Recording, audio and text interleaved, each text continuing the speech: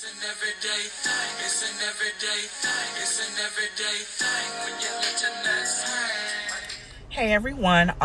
So I wasn't expecting everyone to want a story time, but I'm gonna go ahead and get into it. So this is the story time of how my best friend set me up. So the first key point that I want to make is we're no longer friends. So I definitely do agree with you guys in the comments. But it's one key point I need to make before I get into the story. So basically this was my friend for a while. Basically she came up to me one day basically saying, you know how she was in a financial bind or whatever, and her baby daddy cousin, he does fake wreck. She was like, he can hit you, I can get in the car with you, you know, you can get free money out of it, and then I basically won't be in a financial bind anymore. So I basically told her, like, no, I love my car, you know, that's not something I'm interested in doing right now. Okay, so let's jump into the story. So this happened on my son's birthday, which was January the 29th of 2020. I decided to have a little small party with family and friends to come over. So at 4:30, everyone was supposed to come over. The day before, she suggested that she would watch my daughter, which this is something she always does, so it wasn't out of the ordinary. She basically said, I'll watch her while you guys get everything done for the party. So she had my daughter. She was like, they'll get drop off. So 4:30 came, everyone started coming over. And she basically said they'll get drop off over there. It got close to 5. I messaged her and said, are you guys still coming? She didn't respond back then. She waited till about 5:30. She texted me and said, could you please come and get Dream? That's my daughter. She was like, I don't have anything to eat over here for her. She's crying and I no longer have a ride because my baby daddy took my car. So I automatically left the party with family and friends at the house. And I went over there. So as soon as I got over there, she came and brought my daughter inside the car, put her bag and everything. And she was like, I can't make it to the party. I'm not feeling good. Or whatever. I said, okay, that's fine. So I left. So as soon as I left her house, I wasn't even driving for 2 minutes. A car came racing out of a yard to come and hit me. I tried to turn off, but they still end up clashing into me, and then me and my daughter end up flipping over. So we flipped over in slow motion. So I blacked out. When I woke back up, I was like, oh, my daughter. So I got my daughter. She was fine because she was fully scrapped up. And then I'm looking for my phone because at that time we were facing down. So while I'm looking for my phone, the person who hit me, I hear them outside of their car busting their windows or whatever. And we're still in the car. We're stuck in the car because we're flipped over or whatever. So after that, I finally find my phone, go to try to call her. Before I can call her, her baby daddy is on top of my Jeep telling me I'm about to kick the window in and drop in with y'all. So he dropped in. As soon as he dropped in, the police came. He was like, say I was in the car with you. Say I was in the car with you. Okay, so let me jump right into it so I can finish this be the last video. So like I was saying, he was like, say I was in the car. I was like, what? After that, the police was basically trying to get us out the car because on the Jeep Wrangler, hood comes off. So I was trying to do that. But of course we was up to the stop sign. So it took them a while for us to get out the car. The ambulance and everything had already arrived. The other person who hit me or whatever, they were already going in the ambulance. And their car was in the process of getting towed or whatever. So they was rushing to the hospital. So after we finally got out, me and my daughter, went in the ambulance or whatever, for us to get checked because blood was all over her. Blood was over me as well. Later come to find out it was actually his blood for busting a window, jumping in the car. So after that, my mom came or whatever, my mom and my sister, and my mom was like, you set this up. Like that's what she was telling my friend or whatever. So she walked back to her house or whatever. I didn't even say anything to her at that particular time because, you know, I was focusing on me and my daughter. So fast forward. So we got to the hospital. My mom, my daughter was crying. So my mom started looking through her bag. She rushed me over there because she said she didn't have anything to eat for my daughter. So while my mom is checking my daughter's bag, everything is in there. The milk, the food, every single thing, all the snacks I sent for her is in there. But she rushed me saying my daughter was crying because she didn't have anything to eat over there. Okay, so that's key point number 1. So after that, we checked out of the ambulance. We got back home probably about 5. I didn't hear anything from her for the rest of that night. So the next day, she texted me and was like, I'm glad you guys are okay. Why would your mom feel like I set this up? I was crying last night because, you know, I would never do anything like that. And then after that, I just didn't text back. After that, she texted and was like, are you going to say that he was in the wreck? Talking about her baby daddy. So I was like, no, I'm not saying that he was in the wreck, because he wasn't in the wreck or whatever. So after that, she ain't text back, message back, or anything like that. After this, I had a family member that was at an actual card game, and they was talking about the actual wreck, and they was actually saying that her baby daddy and the person that hit me, his wife, was actually talking about how they set up the car accidents or whatever for all of them to get money. So of course, once I found that out, my mom was heated, I was heated, so she was like, let's go to her house.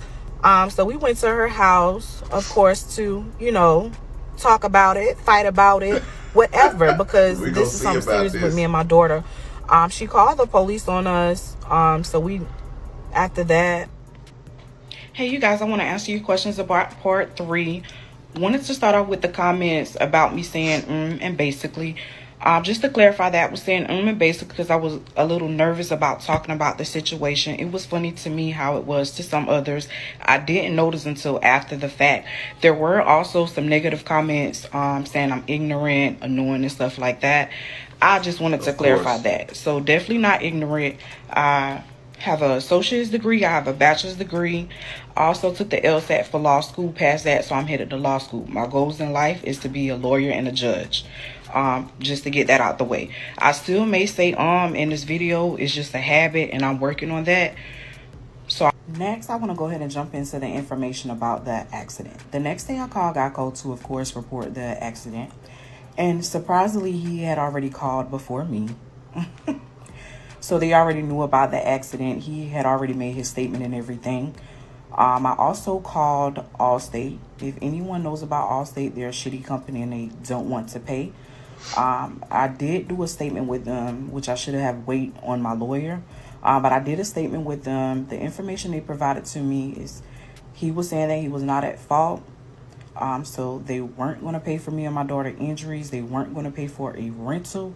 They were not going to pay for any motherfucking thing. So I had to get a lawyer for that. The next question was my Jeep totaled. Yes, it was totaled. I was very devastated about that. My man actually got me another Jeep 3 days later. This was before we got anything from the insurance, because it took quite a while for that. The next question was, did she get her ass beat? Of course, the day we went over there and she called the police, he told us that we can no longer come over there. If we was to go back over there, we would go to jail. So, of course, I couldn't beat her ass at that time. 2 months later, me and my friends were at a club. We saw her there, and that's where she got her ass beat, of course. Rightfully so. Okay, so one of the questions was, did any of them get locked up? The person who actually hit me, he actually got locked up and went to jail for insurance fraud. Not just for that accident, but for several others. Another question was, what happened to her baby daddy? He didn't go to jail, but my man definitely handled him, of course. The next question was, did the family member record it? She didn't get a chance to record it. She didn't realize they were talking about it until she heard Jeep Wrangler and where. Another question was, did any of them get paid? No, they did not get paid. Me and my daughter, we did get paid, which was several months later because we had to get a lawyer. My insurance company, Geico, they had to cover the rental and the total loss of my car. And of course, they went back to get their money from Allstate. I hope I answered all of you guys' questions. If you do have anything else, just let me know. Thank you for your support. What it do, everyday people, man? It's your boy PJ. Today we back with another lit video. We back in the confessional, and yes, we staying lit, big dog.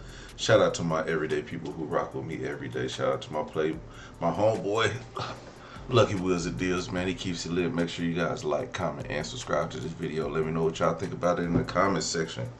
Make sure y'all hit the link down below. We got the Opulence Scents. I'm finna burn one, get on live with my family over there on YouTube, and that's what I'm doing. Smoking a cigar, burning one, burning a candle, having a drink, enjoying myself, as you should. Today's my birthday, and I'm feeling a little under the weather. Had a good weekend. As y'all would know, I was dropping videos all weekend, and y'all couldn't tell that I was out enjoying myself, because that's how I do it. Shout out to my everyday people who continue to rock with me every day. Let's get into it. Man, Trucker Woo on TikTok dropped this video a couple years ago about how her friend set her up in the insurance fraud. Now, I heard about this story before, but why is this video going viral just now? I don't know. It's just picking back up a lot of tractions. It did go viral at the time. And, you know, when you get on TikTok and it's other people explaining the stories, and you know, when I first heard this story, I wasn't into doing reactions from TikTok. So, and I'm kind of behind on that. I wish I would have took the time to understand like how it is now and bring these wonderful stories to y'all. And I could have been doing it for years, but now I guess y'all got them all year. And this was one of those ones that I heard about, and I was just like, dang, that's crazy. And then as the story's going on, I'm starting to recollect. I'm like, man, I remember hearing about this story. I just never saw the video of it. So I was thankfully good enough to find all three parts of the story. It seems like she left some out because she ran out of time. Remember, they were only doing 3-minute videos at this time. So when you did videos back in 2022, you can only record up to 3 minutes at a time. When Risa Tisa dropped her videos, you could record up to 10 minutes at a time. Well, now you can put a whole hour up. And that's why you see some of my longer videos on TikTok now. Before, I couldn't put any of my videos that were over 10 minutes, or I have to break them up in sections, which I stopped doing that. I didn't want to keep breaking up my videos in sections. I wanted to put it as one video. And now, thankfully, TikTok has made a platform where you could put up to 1 hour long videos on there. So shout out to TikTok for that. It changed the game of storytelling. Now, for this friend, definitely not a friend. Definitely not a friend. The friend is crazy. Of all the times in the world, you pick a time when she's coming to pick up your daughter. For real? Man, I would have had to shoot her. She wouldn't have just got hands and feet put on her. She would have got shot. Because my daughter, girl, is you stupid? That could have went terribly wrong. And she's in a Jeep. Boy. Now, and also, if she's in a Jeep, the daughter was in the back seat, possibly on the opposite side, because you know how parents, we like to reach over and be able to give our kid. We can't do it like if they right behind us. We can't do it. So the kid, and the way the truck look like it's sitting, it seemed like the truck fell over on the baby side. So if that had, man, that girl should get an attempted murder charge. You know, conspiracy to commit attempted murder, conspiracy to create bodily harm. That friend should be under the jail with the boyfriend and the baby daddy and the other friend. Cause ain't no way y'all did that to my kid. Now she got videos talk about, you want to hear the story time when your auntie tried to kill us or something like that? And it's like, damn, that's some harsh realities of this woman's life. Like somebody carelessly did this out of their own greed and selfishness, selflessness. Somebody's kid, it would be on site every time. On site every time. That's all I got to say about that. Like, ain't no way you just tried to hurt me and my daughter, pretty much take us out, because look how that Jeep flipped. And you talking about, well, are you going to say my baby daddy? Hell no, I'm not saying your baby daddy was in the car. Girl, you know who was in the car? My kid. And you tried this crap. Yeah. See, sometimes, man, it be your own people. Everyday people, let me know what y'all think in the comment section. Like, comment, and subscribe. I'm going to holler at you later. Peace.